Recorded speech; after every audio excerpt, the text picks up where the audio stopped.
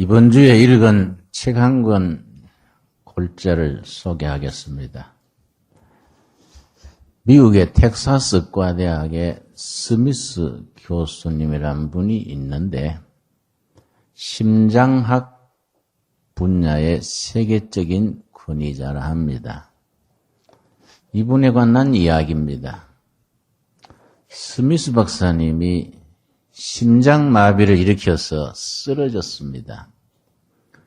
본인이 심장마비로 쓰러진 것까지는 기억을 하는데 그 다음 신비한 체험을 했습니다. 자기가 들것에 실려서 응급실로 옮겨져 가는 것을 자기가 본 겁니다. 응급실에서 의사들이 막 되살리려고 응급조치를 이것저것 했지만은 못 살리고 포기한 채로 흰 천을 자기 얼굴까지 씌우는 걸 자기가 봤습니다. 이제 숨이 거둔 거이지요. 근데 그 다음 걷고 걸어서 심판대 앞에 섰습니다. 무슨 심판인고 하니 평생에 자기 입에서 나간 말을 심판하는 겁니다. 자기가 지난 세월 동안에 대수롭지 않게 어떤 사람한테 말을 했는데 그 사람이 그걸 상처를 받아가지고 인생에 좌절하는 걸 볼 수 있었습니다. 또 의과대학에서 교수 생활을 하면서 학생에게 지나치는 말로 격려를 했는데 그 학생이 용기를 얻고 아주 참 좋은 길로 나가는 것도 봤습니다. 인생 살아오는 동안에 굳은 말, 좋은 말, 사람을 살리는 말, 사람을 무너뜨리는 말, 평생 쏟아놓은 말로 심판을 받은 겁니다. 심판대를 떠나는데 음성이 들리기를 다시 한번 기회를 더 줄 테니 좋은 일 하다가 오라고 그런 얘기를 듣고 깨어났습니다. 이걸 임사체험 그럽니다. 가끔 그런 일이 있습니다.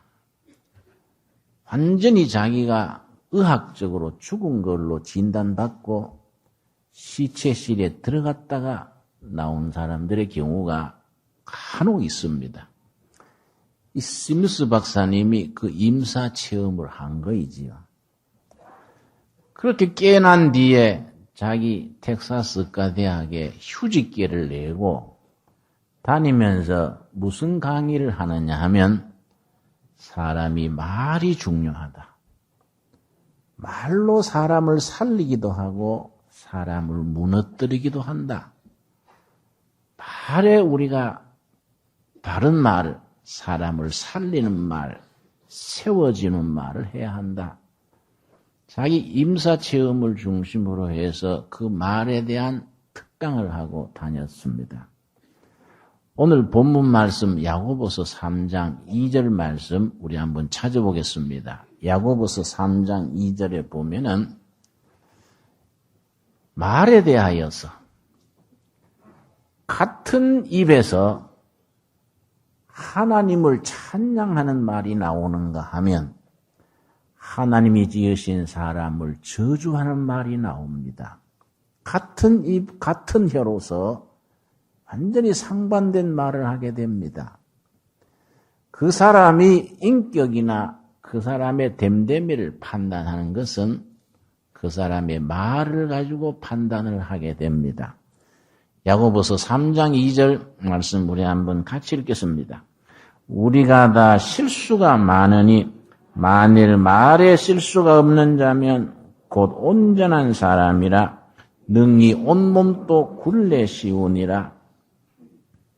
말에 실수가 없는 사람, 그 사람은 온전한 사람이다. 온전한 사람이란 말은 성숙된 사람이다. 사람다운 사람이다. 능히 온몸도 다스릴 수 있는 사람이다. 그 뜻입니다.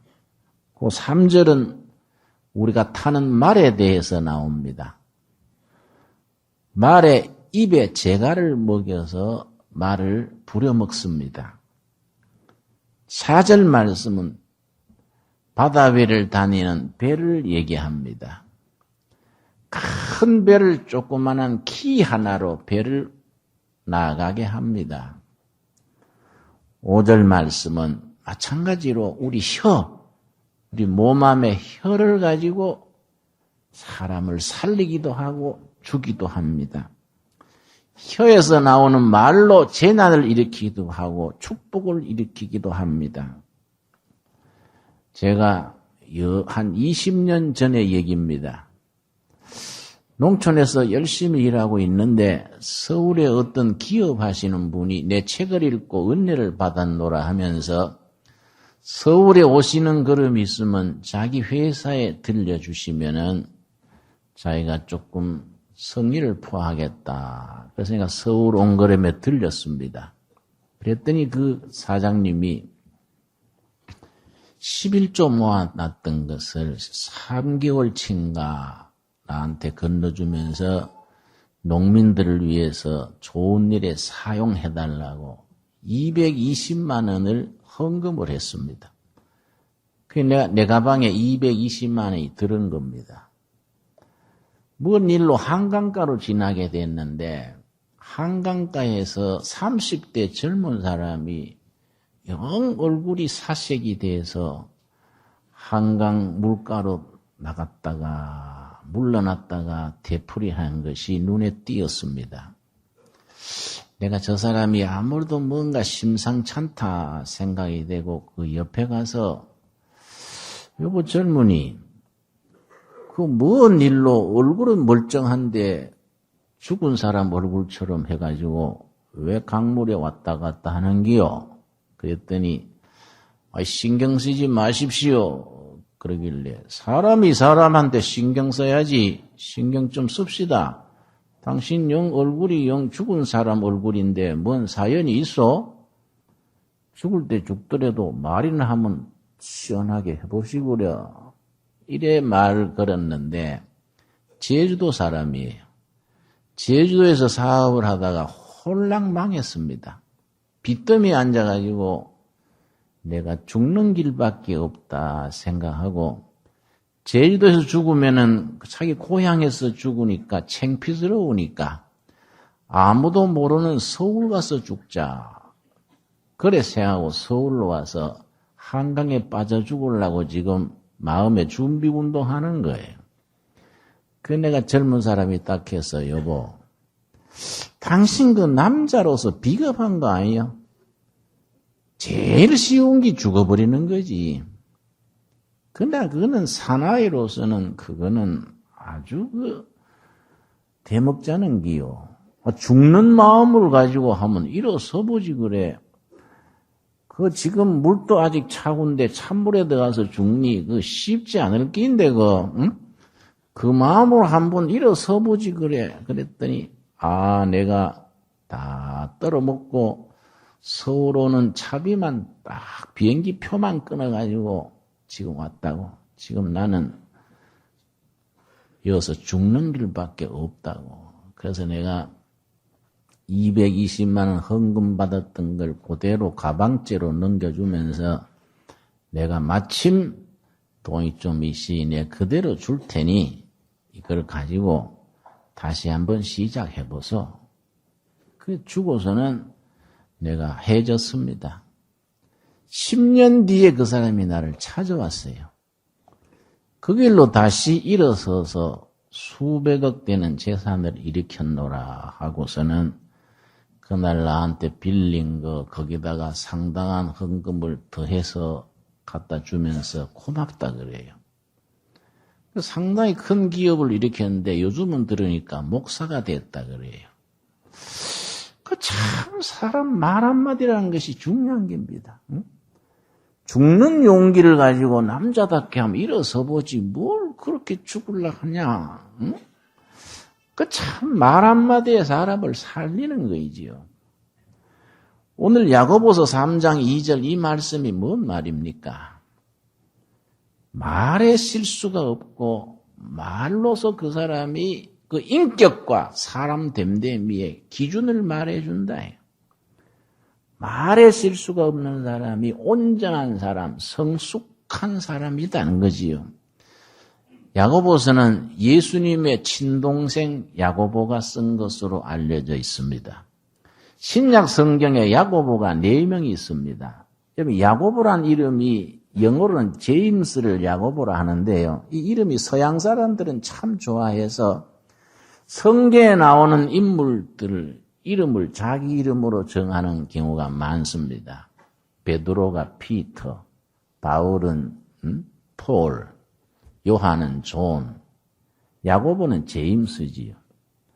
사람 이름 중에 영어권에서는 가장 많은 이름이 야고보입니다. 야고보라는 이름이 제일 많습니다. 그 성경에 4명의 야고보가 나옵니다.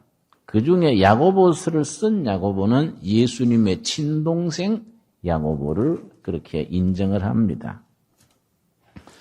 예수님의 친동생 야고보가 예수님 살아계실 때는 자기 그냥 형님으로 알았지 이 땅에 오신 하나님 메시아로 믿지를 못했습니다. 그런데 오순절 성령 강림 이후로 성령 받고 자기 육신의 형님을 떠나서 그리스도로 믿게 됐습니다. 그래서 야고보서 1장 1절 한번 보겠습니다. 야고보서 1장 1절 말씀.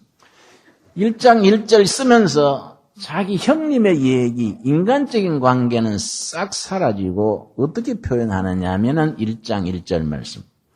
하나님과 주 예수 그리스도의 종 야고보는 우리 생각 같으면은 예수님의 동생 야고보는 예수님하고 자랄 때 어떻고 나올 것 같은데 싹 빼버리고 예수 그리스도의 종 야고보, 하나님의 종 야고보, 세상적인 인간적인 것은 다 털어버리고 하나님의 종으로서 예수 그리스도의 일꾼으로서 야고보가 나오는 겁니다.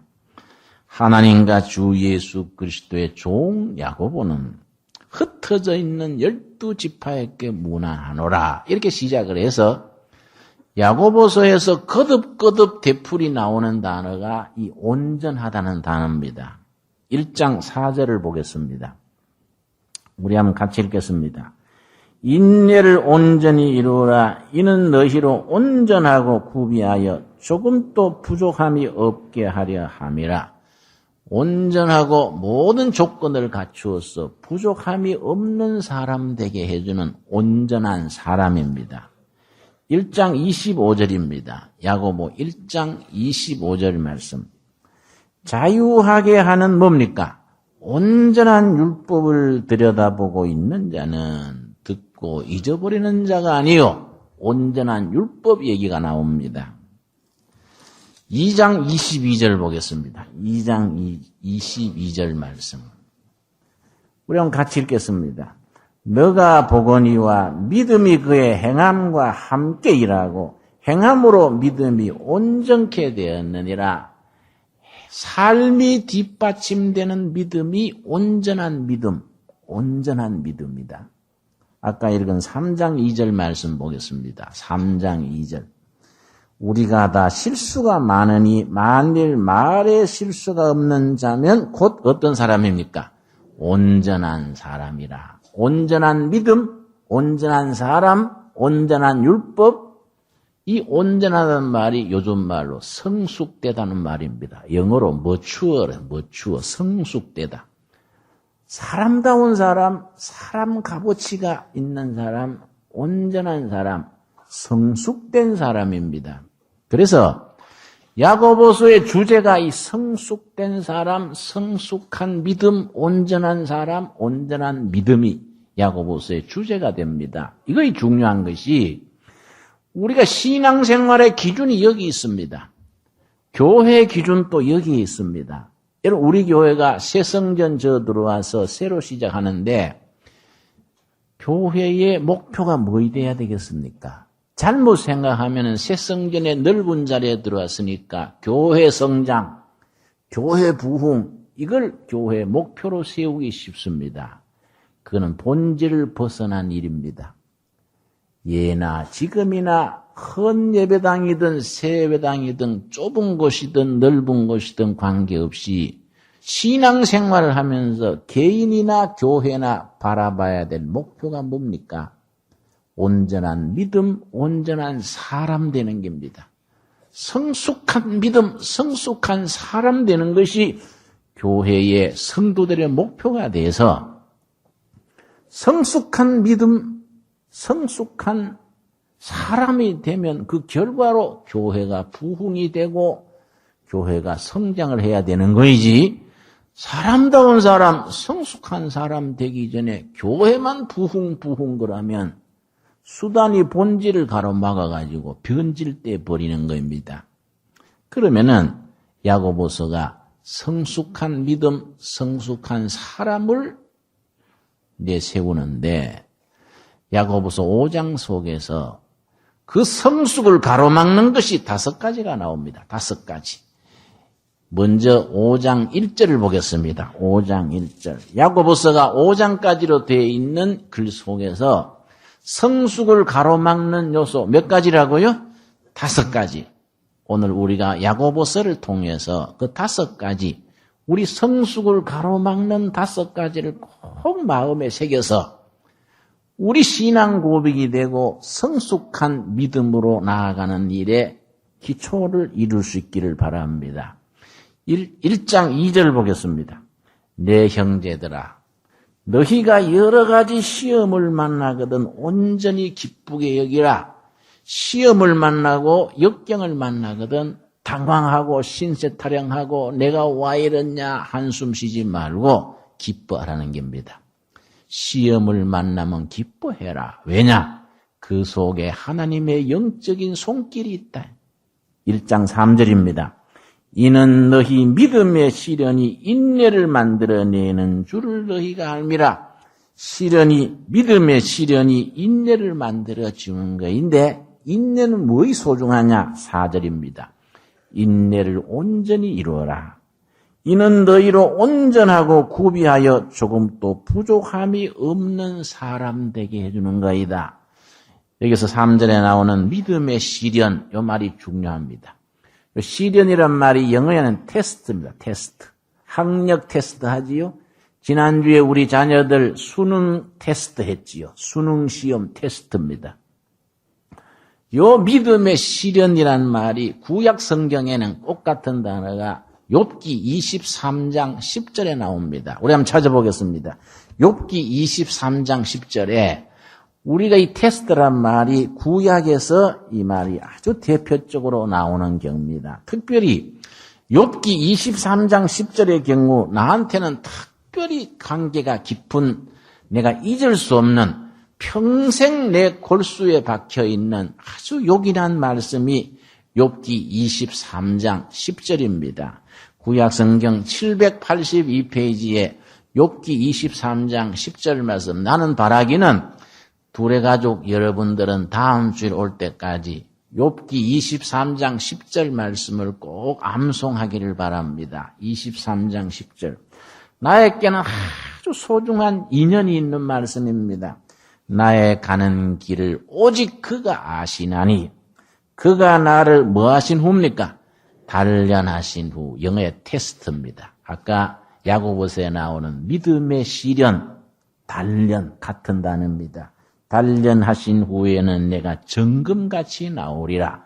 정금은 믿음을 정금이라 그럽니다. 그러나 보통 믿음을 다 정금이란 말을 붙이지 않고 믿음의 정금이란 말을 붙이려면 실패, 아픔, 좌절을 통해서 실패의 쓰라린 체험을 통해서 다져진 믿음이 정금 같은 믿음, 99.9% 순금 같은 믿음이 정금 같은 믿음입니다. 이 99.9% 성금 같은 믿음은 그냥 순탄하게 쉽게 살아오는 동안에 다져지는 믿음이 아닙니다. 아픔이 있고 좌절이 있고 실패에 쓰라린 고난을 통해서 아멘으로 걸러진 믿음, 이 정금 같은 믿음입니다. 나는 지금부터 30몇 년 전 74년에 저 감옥에 있을 때 몸을 다친 적이 있는데요. 그때는 정보부에서 사람을 심하게 다루어서 내가 왼쪽 옆구리를 다쳤습니다.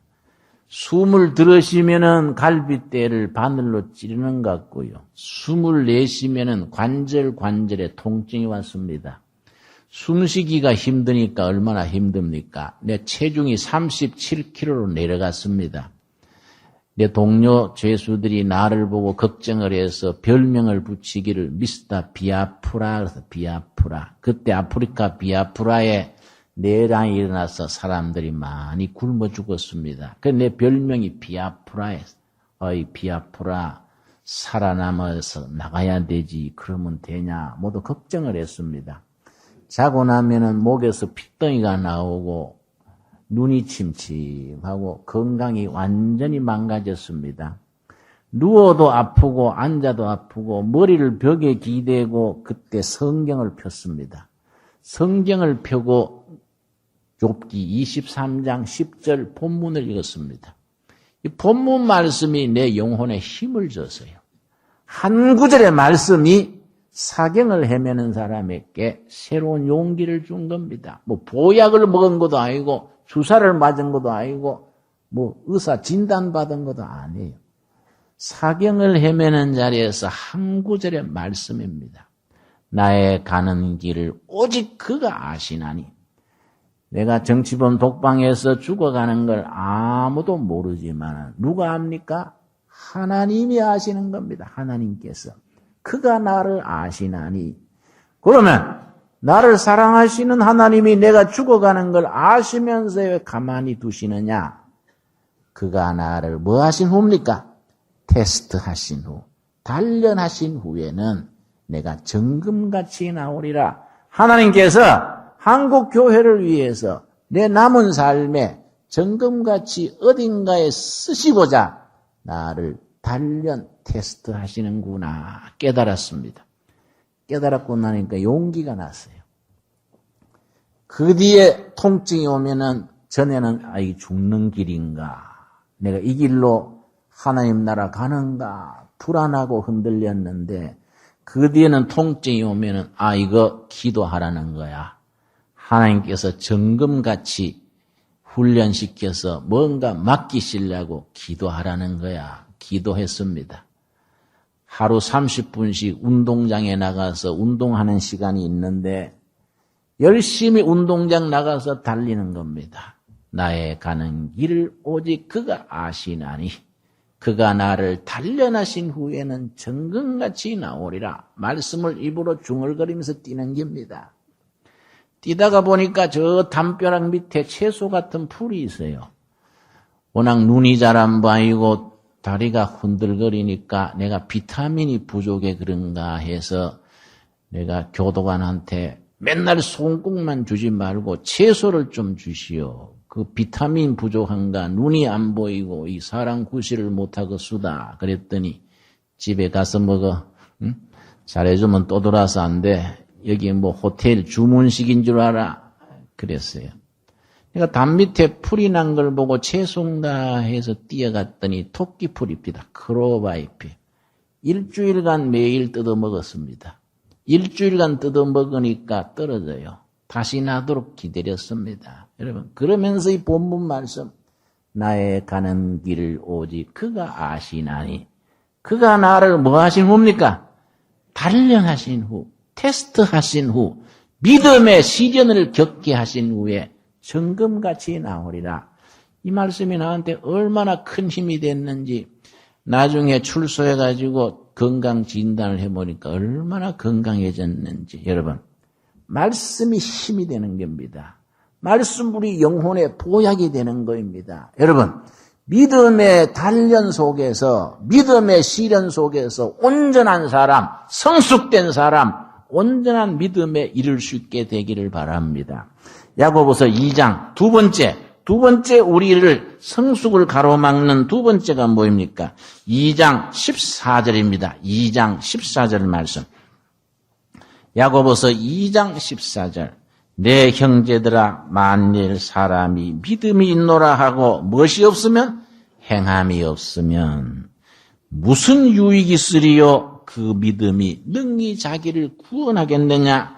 행함 없는 믿음, 이것은 죽은 믿음이라고 말하기를 17절입니다. 17절. 이와 같이 행함이 없는 믿음은 그 자체가 죽은 것이라. 여러분, 믿음에 두 가지가 있습니다. 살아있는 믿음이 있고 죽은 믿음이 있습니다. 어떤 믿음은 살아있는 믿음이냐? 삶이 뒷받침되고 행함이 있는 믿음은 살아있는 믿음이고, 삶이 없이 입으로만 그냥 믿습니다 하는 것은 죽은 믿음이다. 이 야고보서 2장이 행함이 뒤따르는 믿음에 대해서 아주 강력하게 거듭거듭 말해줍니다. 2장 22절 말씀. 야고보서 2장 22절. 참 요긴한 말씀이지요. 우리 한번 같이 읽겠습니다. 너가 보거니와 믿음이 그의 행함과 함께 일하고 행함으로 믿음이 온전케 되었느니라. 행함이 뒷받침되는 믿음이라야 온전한 믿음, 성숙된 믿음이다. 참 믿음이 되는 거이다. 그러고서는 결론을 26절에서 내고 있습니다. 26절. 행함 없는 몸이 무슨 몸입니까? 죽은 몸인 것 같이 행함이 없는 믿음은 죽은 것이니라. 여러분, 저는 설교자로서 한 가지 원칙이 있습니다. 내가 경험한 것, 고민한 것, 그래서 응답받은 것을 설교한다. 내가 신학교 다닐 때 설교학 교수님이 말하기를 좋은 설교자가 되려면 다른 사람의 설교집을 많이 읽어라. 그래서 학생 시절부터 거기에 대해서 제가 반발했습니다. 다른 사람 설교집을 많이 읽고 설교하면 그 사람의 설교가 되는 거이지 내 영혼, 내 피 속에서 살 속에서 나오는 설교는 아니지 않냐. 내 실존을 걸고 고민하고 기도하고 갈등하고 그래서 걸러진 자기 설교를 하면 그것이 아닐 텐데, 여러분, 우리의 삶이 뒷받침되는 믿음, 우리 영혼이 거기에 깊은 영혼 속에서 아멘으로 화답할 수 있는 그런 믿음에 성숙된 믿음으로 함께 나아갈 수 있게 되기를 바랍니다. 우리의 성숙을 가로막는 세 번째가 뭐이냐? 3장입니다. 3장 2절 말씀 우리 같이 읽겠습니다. 우리가 다 실수가 많으니 만일 말에 실수가 없는 자면 곧 온전한 사람이라 능히 온몸도 굴레 세우리라. 9절 말씀 3장 9절 같이 읽읍시다.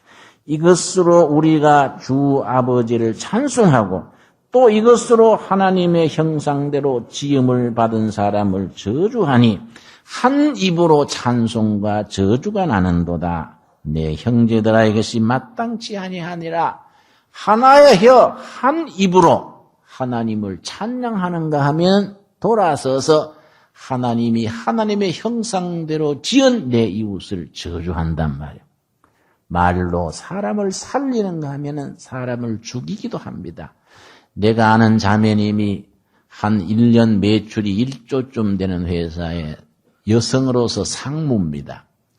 사람 덩치도 조그만하고 인물도 별 볼 일 없이 그런 인물인데 큰 회사에 여성으로 상무로 있는 겁니다.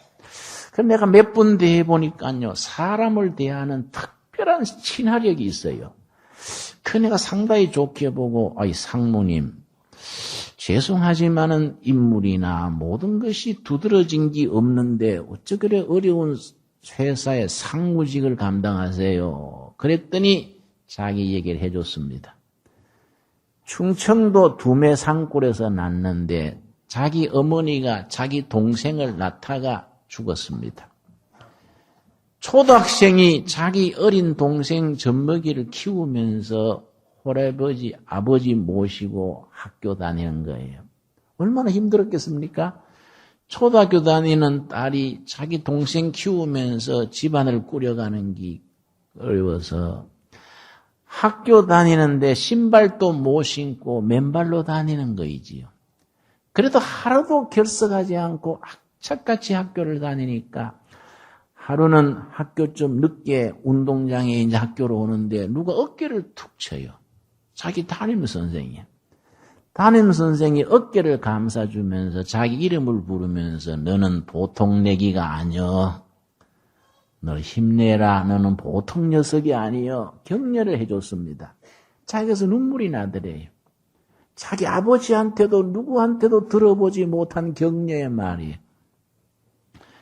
다음날 교무실에 뭘 갖다 줄 게 있어서 그걸 가지고 교무실에 갔더니 자기 담임선생님이 자기가 들어온 줄 모르고 같은 동료 교사들한테 자기 얘기를 하더래요.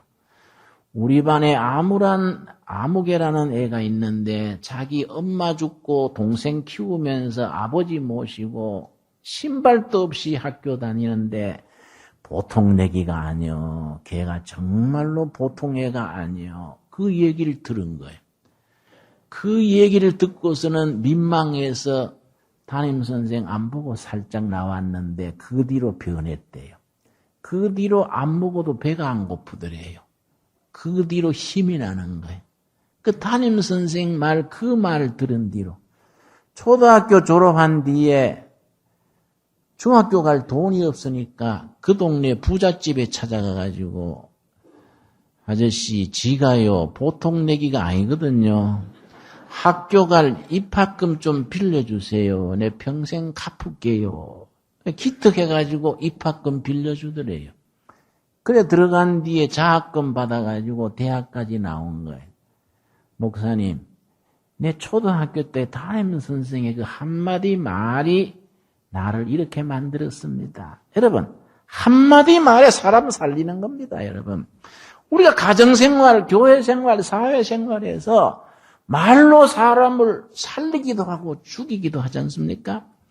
가정에서 그렇습니다. 부부 사이에 절대로 말하면 안 되는 게 있습니다. 특별히 이 아내가 남편한테 대해서 말하면 안 되는 말이 있습니다. 그 말에 남편한테 아주 비상 독약 먹이는 것 같은 말이 있습니다. 뭔 말이냐 하면은 당신같이 무능한 남편 만나가지고 내 꼬라지가 뭐예요? 안 그래도 무능해 죽겠는데 마누라가 무능하다 그러면요. 아파트에서 뛰 내려버리고 싶어요. 남편이 아내한테 절대 말하면 안 되는 게 있습니다. 뭘 잘못하면은 그냥 나무래지 않고 친정서 배웠나? 어디서 배웠나? 그럼 갑자기 양 같은 아내가 아주 독사가 되는 거예요. 나쁘면 내가 나쁘지 친정은 왜 들먹거리요? 갑자기 막 완전히 전투태세가 되는 겁니다. 자식 키우면서 절대로 말하면 안 되는 게 있습니다. 다른 형제들하고 비교하는 거. 다른 친구들하고 비교하는 거. 네 형은 잘하는데 니는 왜 그러노? 응? 니는 다른 밑에 주워 왔나? 왜 그러노? 네 친구는 왜 우등생인데 니는 맨날 왜 그러냐? 애들한테 비교하면 안 돼요. 지 나름으로 지 인생 지가 사는 겁니다. 격려해주고 살려줘야 되지요, 여러분. 격려하고 살리는 말, 인격을 세워주고 용기를 주는 말, 이게 안 되면 우리 성숙을 가로막는 거예요. 네 번째가 뭐냐? 4장입니다. 4장. 4장 1절 말씀. 야고보서 4장 1절 말씀. 여러분, 우리 성숙된 믿음, 성숙된 사람 되는 걸 가로막는 게 몇 가지라고요? 5가지. 네 번째, 4장 1절 말씀. 너희 중에 싸움이 어디로, 다툼이 어디로 쫓아나느냐? 너희 지체 중에서 싸우는 정욕으로 쫓아난 것이 아니냐? 다툼과 싸움입니다. 분쟁과 다툼입니다. 우리나라에 큰일 났어요, 우리나라. 우리나라 이 배운 사람, 지식인 엘리트들이 더 문제입니다. 요즘 세상 돌아가랑 보면요. 경우도 없고 원칙도 없고 툭 하면 분쟁이고 말썽거리고 아이고 텔레비나 신문 보면 골때래요, 골때. 맨날 다투고 찢고 뽑고. 여러분, 우리나라 인구가 5천만입니다. 최근 통계 5천만 조금 넘어섰습니다. 지난해 고소 고발이 70만 건입니다. 70만 건. 해마다 늘어나요. 여러분, 우리보다 인구가 2배 반, 3배 가까이 되는 일본은 2만 건입니다. 일본의 인구는 1억 3천만입니다.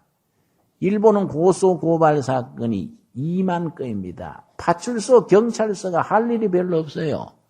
그냥 질서 유지하고 이런 거 하면 돼요. 우리나라는 70만 건 고소고발을 경찰서, 변호사, 판사, 검사 크게 들어붙어가지고 국가 비용이 얼마입니까? 어떻게 사람들이요, 우리가 날 때부터 고발장 들고 나오는 것도 아닌데 그저 고소하고 모함하고 사건 터뜨리고 이거 고쳐야 됩니다. 여러분, 우리 하나님의 백성 두레 가족들은 뭐 손해보면 그래 내 2등하고 말지 고발장 들고 다니지 않기를 바랍니다.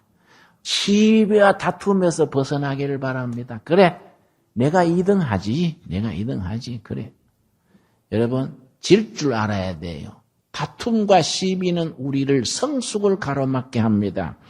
여러분, 7절 8절 말씀 속에 우리 성도가 처신할 원칙이 3가지가 나옵니다. 야고보서 4장 7절 말씀. 그런즉 너희는 하나님께 순복할지어다. 마귀를 어떻게 하라? 대적하라. 마귀는 대적하라 그랬습니다. 8절 말씀. 하나님을 어떻게 하라? 가까이 하라. 하나님을 가까이 하라. 10절 말씀. 주 앞에서 자기는 어떻게 합니까? 낮추라. 3가지입니다. 마귀는 어떻게 하라고요? 대적하라. 하나님은 가까이 하라. 자신은 낮추라. 그리하면 주께서 너희를 높여주시리라. 여러분, 하나님께서 우리를 높여주실 때까지 자기는 낮추고 하나님은 어떻게 하지요? 가까이 하고 마귀는 대적하기를 바랍니다. 우리의 성숙한 믿음, 성숙한 인격, 복된 삶을 가로막는 5번째 5장입니다. 5장 1절 말씀. 5장 1절 말씀. 들어라 부한 자들아, 너희에게 이 말 고생을 인하여 울고 통고하라. 너희 재물은 썩었고 너희 옷은 좀 먹었으며. 여러분, 오해하시면 안 됩니다. 재물 자체가 나쁘다는 게 아닙니다. 그릇된 재물, 부정한 재물, 하나님보다 높이는 재물은 헛된 재물, 그건 좀 먹는 재물을 말합니다. 여러분, 재물에 대해서 가장 성경적으로 쉽게 요약해서 말한 분이 감리교를 세운 요한 웨슬레입니다. 요한 웨슬레가 뭐라 했냐면 3마디로 표현했습니다. 열심히 벌어라. 열심히 저축하라. 하나님을 위해서 써라. 이게 성경적인 재물관의 하나의 상징입니다. 모든 종교가 재물에 대해서는 2가지 견해를 가집니다. 첫째는 청빈사상입니다. 가난하고 깨끗하게 산다. 둘째는 청부사상입니다. 부자로서 깨끗한 부자로 산다. 청부사상입니다. 성경의 사상은 청빈이겠습니까? 청부겠습니까? 철저하게 청부입니다. 청부. 가난하고 깨끗하게가 아닙니다. 여러분. 깨끗한 부자로 하나님의 축복을 하나님의 뜻을 위해 누리고 전하고 베푸는 것입니다. 여러분, 청부사상, 이게 거기서 벗어나는 하나님 자리에 있는 재물, 썩은 재물, 부정부패와 관계되는 재물, 이게 우리 큰 문제지요. 우리 성숙을 가로막는 거이지요. 여러분, 이런 것들이 우리 건전한 믿음, 성숙된 믿음과 인격을 가로막는데 우리가 여기에 도달하기에 부족하단 말이에요. 그래서 야고보는 뭐라고 말하느냐. 1장 5절입니다. 1장 5절 말씀. 우리가 여기에 도달하기에 부족한 것에 대해서 야고보서 1장 5절에 뭐라고 하냐면은 너희 중에 누구든지 지혜가 부족하거든 성숙한 믿음, 성숙한 사람에 도달하는데 부족하거든 모든 사람에게 후히 주시고 꾸짖지 아니하시는 하나님께 뭡니까? 구하라, 기도하라, 그리하면 주시리라. 기도로서 우리 부족한 것을 보충하는 것이지요. 결론이 마찬가지입니다. 5장 야고보서 5장입니다. 5장 마지막 부분에 뭐라 그랬습니까? 13절 말씀. 5장 13절 말씀. 너희 중에 고난당하는 자가 있느냐? 저는 뭐 할 것이요? 기도할 것이요. 고난당하는 자가 있느냐? 기도할 것이요. 즐거워하는 자가 있느냐? 저는 찬송할지니라. 찬송도 기도에 곡을 붙인 거니까 괴로울 때 기도, 즐거울 때 찬송, 기도로 시작해서 기도로 마치라는 겁니다. 그래서 16절 말씀. 이름으로 너희 죄를 서로 고하며 병 낫기를 위하여 서로 기도하라. 그다음 같이 읽읍시다. 의인의 간구는 역사하는 힘이 많으니라. 여러분, 역사하는 열매가 많은 기도의 사람이 될 수 있기를 바라면서 기도의 성공 사례를 마지막으로 말해줍니다. 야고보께서 저자께서 믿음의 성공 사례, 기도의 성공 사례 누굽니까? 17절입니다. 누구를 성공 사례로 들었지요? 엘리야입니다. 엘리야는 우리와 성정이 같은 사람이로되 우리와 같은 보통 사람이다 이거죠. 기쁠 때 웃고 슬플 때 울고 안타까워하는 보통 사람이다. 엘리야가 특별한 사람이 아니다. 우리와 같은 보통 사람이로되 저가 비 오지 않기를 간절히 기도한 적 3년 6개월 동안 땅에 비가 아니오고 다시 기도한 적 하늘이 비를 주고 땅이 열매를 내었느니라. 여러분, 오늘 말씀 제가 마치겠습니다.